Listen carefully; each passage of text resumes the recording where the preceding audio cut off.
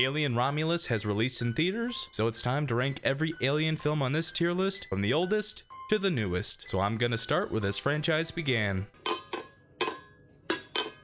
If you don't mind, I'm gonna glaze this film for a little bit. There aren't very many movies as iconic as the original Alien. It's a masterwork of sci-fi horror and one of the greatest films ever made, and a lot of that is due to the alien creature itself. Besides maybe the Predator or the Blob or the Killer Clowns if you're a real one, the Xenomorph is the most memorable alien design in all of film. And even in this first movie, the Xenomorph design really sticks with you. You remember how much it towers over all the human characters. You remember its strangely phallic shaped head and its tongue jaws. You remember the way it moves and the way it grabs and kills its victims. The Xenomorph is a perfect, terrifying monster, and its impact on the movie and the audience is even more impressive when you find out that it only has about 4 minutes of total screen time. Also, Balaji Padillo, the actor who played the Xenomorph in the first film, gives a really solid physical performance. The alien terror of the film extends to the smaller creatures as well. The facehugger in a lot of ways is scarier than the actual Xenomorph, because while the Xenomorph can and will kill you, it doesn't violate you like the facehugger does. This little crab thing's only purpose is to forcibly impregnate people, which gives me a really icky feeling. And the effects for the facehugger and the facehugger egg are fantastic. I often think about that shot of the tail slowly tightening around Kane's neck. What the f***? What the f***? And of course, the chest burster is iconic. I know I'm saying iconic a lot, but come on, it's Alien. I can't show much of the chestburster scene because it is extremely graphic, but everything from the crew's reaction to Kane's post-mortem handshaking to the baby Xenomorph puppet are all amazing. Something I feel like doesn't get brought up enough when talking about this movie is how well realized the characters are. The crew of the Nostromo are all unique from one another. Right from their introduction, as they all wake up from cryosleep and have breakfast together, we instantly understand each of them and what they do on the ship. Parker and Brett are the ship's engineers. They're more of your working man types, and they care most about getting their paychecks. Lambert is the ship's navigator, and she's more quiet and reserved. Dallas is the captain of the ship, but his approach to command is a little more lax and mild. Kane is the second in command, and he's more serious than Dallas, and he also smokes a whole bunch. Seriously, bro wakes up for like an hour and is already puffing the ciggies. We shall rule the world. You'd think in the future cigarettes would be outlawed, or at the very least not allowed on spaceships, because they're not even allowed on airplanes. But then I remembered that this movie came out in 1979 when it was more than legal to smoke on an airplane. There's also Ash, who's the science officer. We'll talk more about him in a little bit, don't worry. And then finally Ellen Ripley, who's the warrant officer and one of the greatest characters in all of film. And it's kind of crazy to rewatch this film after having seen Ripley in all the future installments, because she's not the strong leader we all know her to be yet. This movie is essentially Ripley's origin story. She doesn't start out weak by any means. She stands up to Dallas at many points in the film, but she seems more scared than the Ripley we all remember, and she's not the main character at the start. Alien famously does the Psycho thing where it doesn't reveal its main character until later in the movie. You think at first it might be Kane because he wakes up first, or you think Dallas is the main character because he's the captain, but Ripley has a really well-written character arc of stepping into that leader role and finding her main character energy. And Sigourney Weaver is absolutely fantastic. As an actress, she's really great at portraying strength in her characters, but she also brings a lot of vulnerability and realness to Ripley. One of the standout parts of Alien is without a doubt Ash, the surprise secondary antagonist. Especially on rewatch, it's fascinating to see Ash secretly manipulate all the members of the crew into doing his bidding. He's the one who convinces Dallas to land the ship on the alien planet. Ash is the one who disobeys Ripley's orders and lets Kane and the alien back on the ship. And his full turn into crazy evil robot adds an extra layer of horror to this film. And the android effects are seamless. Also, the visuals of Alien are hauntingly well done. Ridley Scott is one of the best sci-fi directors around, and this is some of his best work. He's able to fill this movie with so much suspense, so much dread, and so much paranoia through his directing. And he creates so many super intense scenes like Brett's death, or Dallas's excursion through the air vents, or the fake out ending with the Xenomorph on board Ripley's escape vessel. And the cinematography is also gorgeous, especially towards the end of the movie when it's just Ripley left. This is seriously beautiful. I could go on and on about Alien, but the last thing I'll say is Jonesy the cat is the best character of the whole series. I know he seemed like kind of a scaredy cat in this film, but really, Jonesy is a xenomorph killer. He's the ultimate orange cat. Ripley ain't got nothing on him. Heck, Dutch from Predator ain't got nothing on him. If it bleeds, Jonesy can kill it. even if it has acid blood. But seriously, Alien is a masterpiece in every sense of the word, so I'm going to put it in S tier. You know how long I've been waiting for this?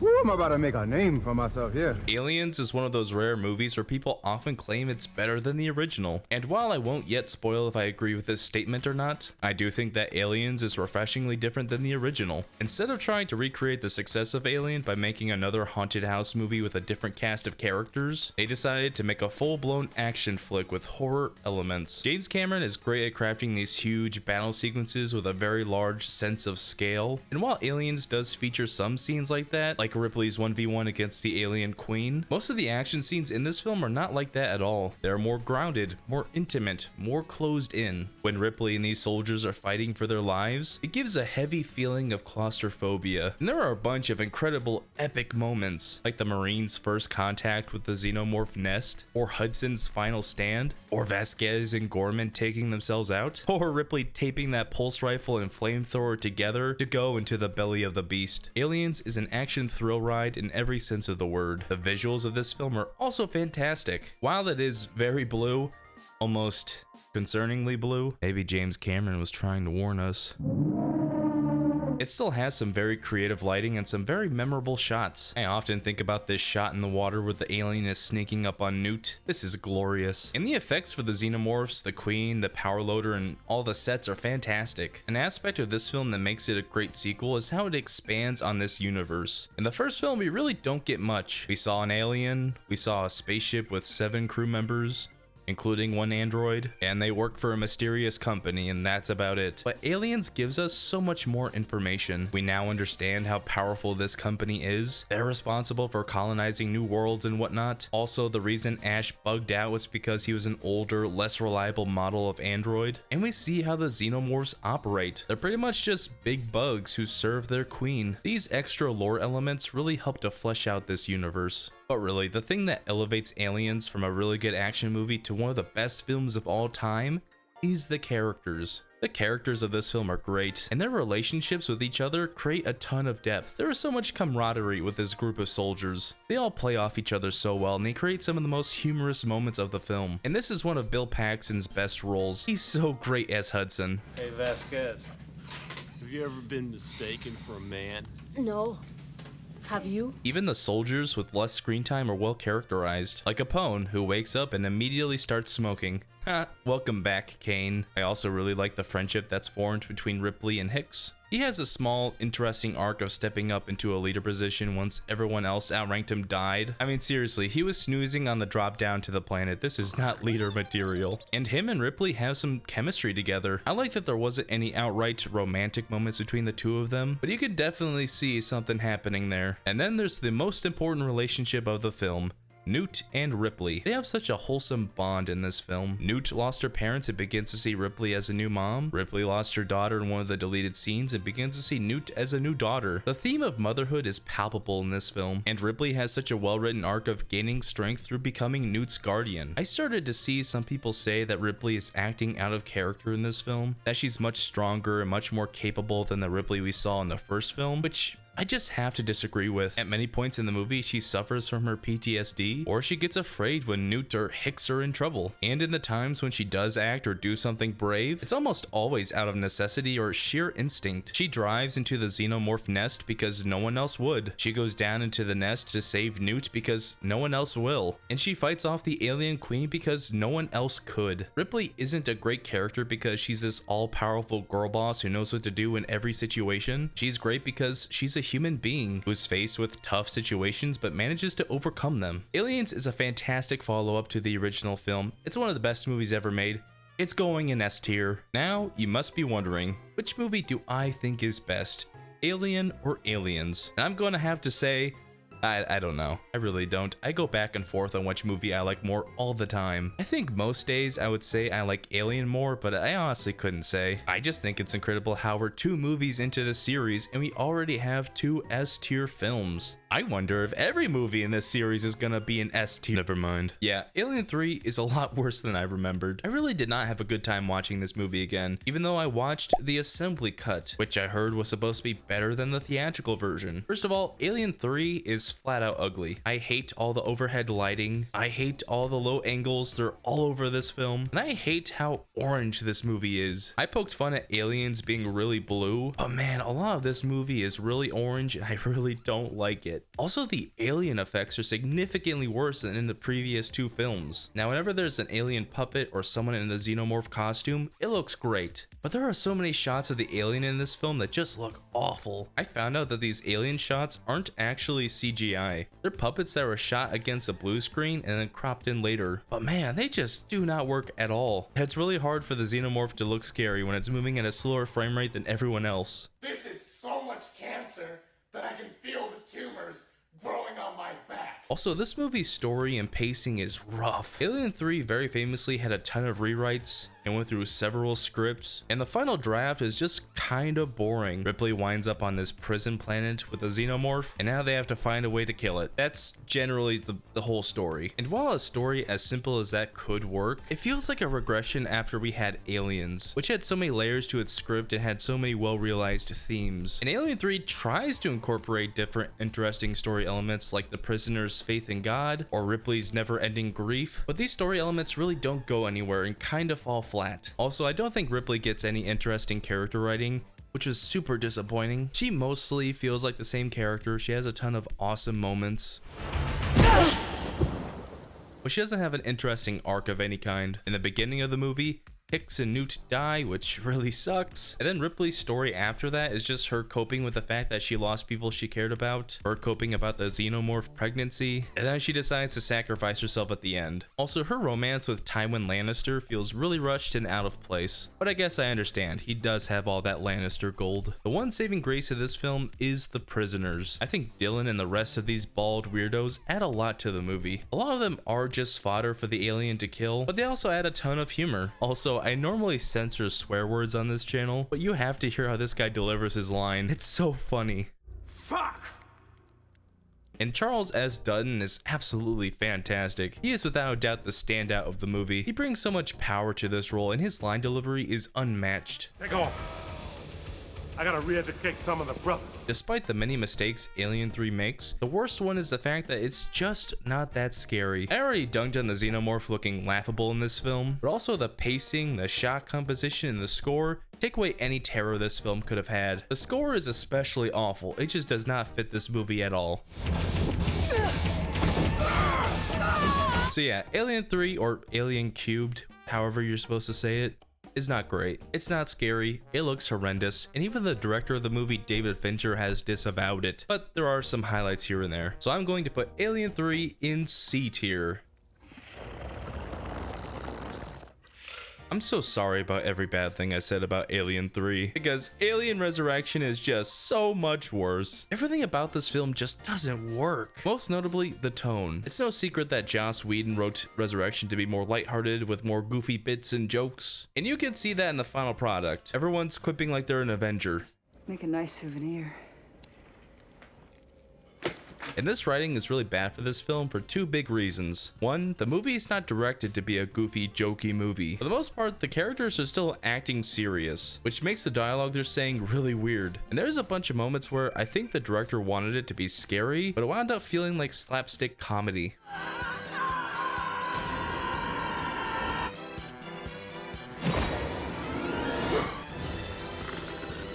And the second reason why this type of writing doesn't work is because this is an alien movie. Why the heck would you try to make an alien movie a comedy?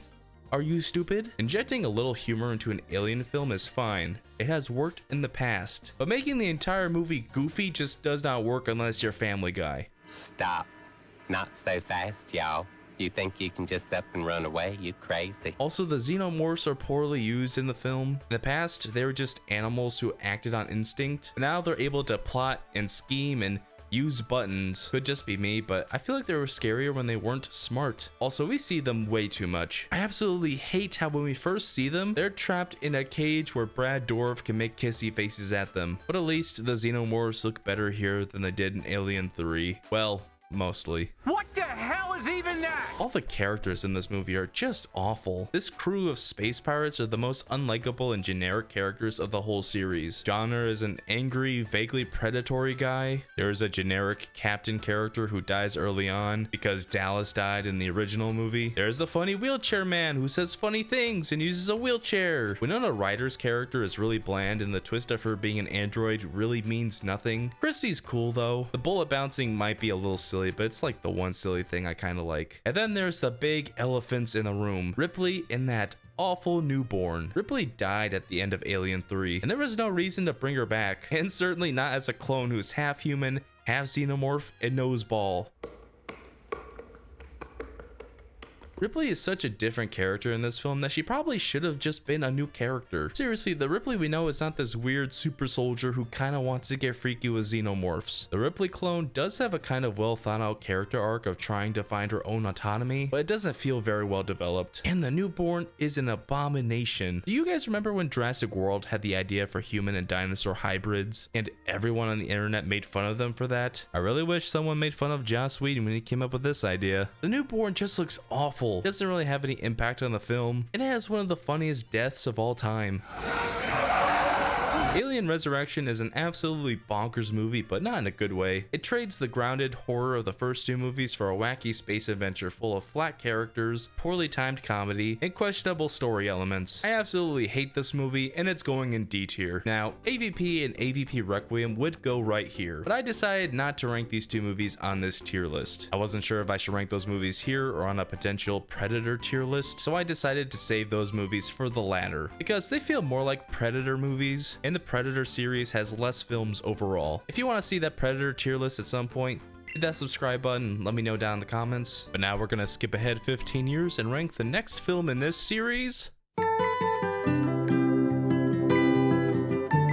Prometheus is probably the most controversial movie in this entire series. Ever since it came out in 2012, people have been arguing over whether or not it's a good Alien movie, and it's easy to see why it's so controversial. It doesn't feature a lot of classic Alien iconography. There's no xenomorphs until the end of the film, and no facehuggers and no familiar settings. The main threats of the film are all new, but while on the surface this seems kind of detached from the Alien franchise, I think it's more in line with the first two movies than Part 3 or Resurrection, because Prometheus returns to the tone of the original two movies and is back to being a scary sci-fi thrill ride. Let's talk about some of those scary parts. There are a bunch of new freaky creatures in this film. These albino snake things are so creepy. Shaw's octopus embryo thing adds an element of body horror, and the engineers are really scary as these huge hulking menaces. Although I know for sure a bunch of people aren't scared of the engineers.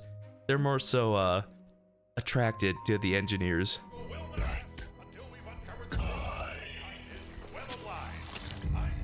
Look, I ain't gonna judge, okay? You do you. But I know if I saw this dude charging at me with murderous intent, I would not be excited. But where the true horror of Prometheus comes from is in its story. There's a lot of different ways you can interpret the engineers and what their purpose in the film is, but this is what I personally took away from it. Shaw and Holloway believe the engineers are the creators of humanity because of all these ancient cave drawings they found. So they travel to this planet in search of omnipotent life. The events of the movie unfold where a bunch of people die as a result of the black goo spreading around. And at the end of the movie, where the humans try to make contact with the engineer, it goes horribly wrong. The engineer decapitates David, whacks Mr. Wayland, and starts to take his ship to Earth to destroy it. And to me, this indicates two possible things. Number one, the engineers are the creators of humans but have no love for mankind whatsoever. This guy took one look at Guy Pearce's fake old man makeup and decided human beings have got to go. Or number two, the engineers aren't the creators of humans, but saw humanity was advanced enough to find them, so he decided to go to Earth to destroy it. Those are just my personal theories for the deeper layers of this story, but I find both of those possible stories really frightening, and I think it's cool how the movie doesn't flat out give you all the answers. It leaves things open-ended and lets the audience fill in the blanks. I think that kind of storytelling is really cool when it's well done. The characters of Prometheus do leave a bit to be desired. Well,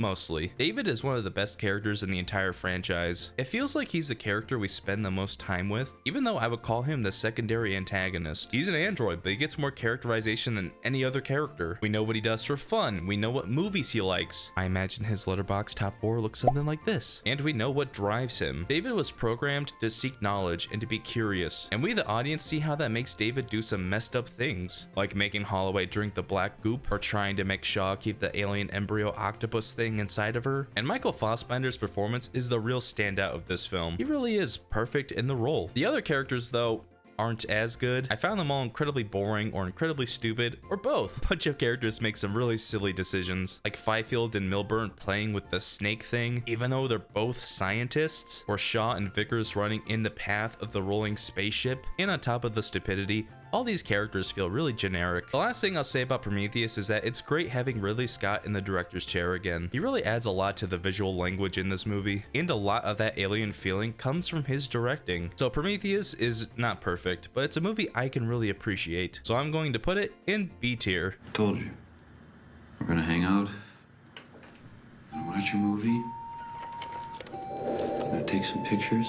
Alien Covenant is a mixed bag. To me, this movie feels like a failed course correction. It seemed like Fox didn't like the audience reaction to Prometheus, with a lot of people complaining that there wasn't enough alien in this alien movie. So we got Covenant, which ended the Engineer and Prometheus storyline and transitioned into a Xenomorph storyline with a bunch of different Xenomorphs and Xenomorphs all over the marketing. And I have to be honest, I feel like the transition wasn't very well done. I was really excited about the Engineer storyline and where that could potentially go. So to see all the engineers killed off in a flashback sequence and now David is making Xenomorphs was kind of disappointing, but at least this film really focuses on David, which is a huge W. David and Walter do a ton of heavy lifting here, because while there's Xenomorphs running around, their plotline was by far the most interesting part of Covenant. We get a lot more insight into David as a character. The opening scene of the film is one between him and his creator, Mr. Wayland, and in this scene we see David's fascination with the concept of creation, and his disgust at the realization that humans, the species that created him, are mortal and won't live nearly as long. And that scene informs David's actions in this film. He grows an obsession with creating a superior life form, thinking it makes him better than the humans that created him. And Walter is a perfect antithesis to David. He's programmed to serve humans and see them as inherently good. You can almost interpret his actions in the movie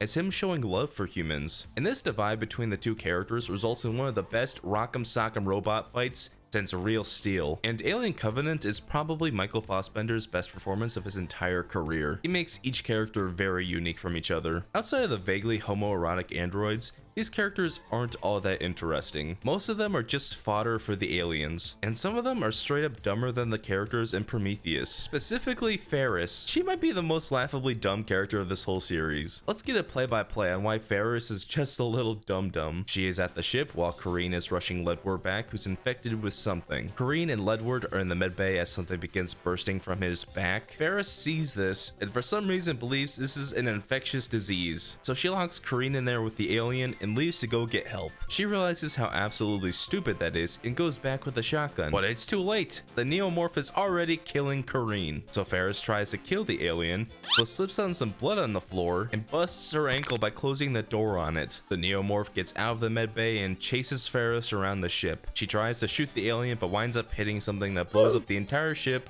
which kills her. Now, you can excuse the slipping and the missing as her being scared. Those points are more so just really funny when they take place in the same sequence. But I think everyone in the right mind would know not to keep Kareen locked up, and her breaking her own ankle is just some good slapstick comedy. I will say though, I do really like Tennessee and Daniels. Danny McBride is so good in this movie. He brings a lot of needed levity and energy, but he's also great in the more dramatic moments. I seriously have no idea where this performance came from. He's really good here. And Daniels is kind of a new Ripley. She has a very similar story of growing into a leadership role and finding the inner strength she didn't know she had. But honestly, I like her because she's one of the only competent characters in the movie. I think the most disappointing thing about Alien Covenant is the ending. The Prometheus saga ends with David in possession of xenomorphs and thousands of frozen humans. The implication being that he has tons of subjects for his experiments. Now that this story is said and done, I just kind of have to ask, What was the point? There are still a ton of questions we'll never get the answers to and storylines that will never finish, because it seems like Alien Romulus is headed for a different direction. So I'm going to put Alien Covenant in C tier. And there will be no spoilers up ahead as we talk about the newest film in this series.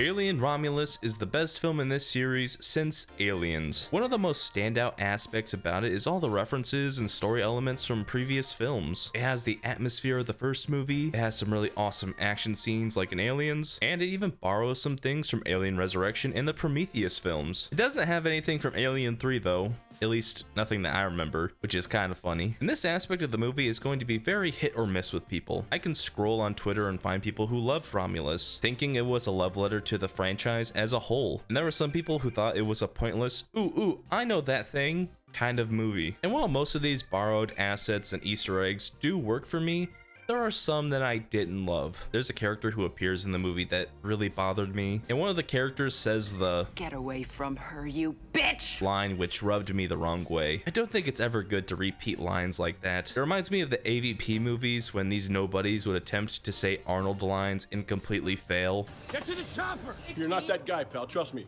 You're not that guy. Fede Alvarez is a director I'm not too familiar with. The only film of his that I've seen is Don't Breathe, and that was a long time ago. But his work here on Romulus is absolutely wonderful. His directing makes these already scary, tense scenes so much more dreadful. There are some really erratic camera movements that capture how chaotic this movie is, and he lingers on certain shots, which makes those scenes even scarier. He gives Romulus a visceral edge, and the cinematography by Gallo Oliveras is so beautiful. This is such a uniquely stylized film, and it's like watching a moving painting, and the production design is maybe the best of the year. Besides maybe Dune Part 2 or Kingdom of the Planet of the Apes, there isn't a movie that looks as real as Alien Romulus. The set design is immaculate, and the mixing of practical environments as well as CGI is spotless. And even the sound design is spot on. Apparently they used original sounds from the first Alien movie, and it really helps to put you back in this alien world. Romulus is also really scary. I already talked about Alvarez's directing, but the creature side to this movie is on another level. The facehuggers, chest bursters, and xenomorphs are scarier now than they've been since the original, and the practical alien effects make them even scarier. There's one scene where the xenomorph is standing on a platform above one of the characters.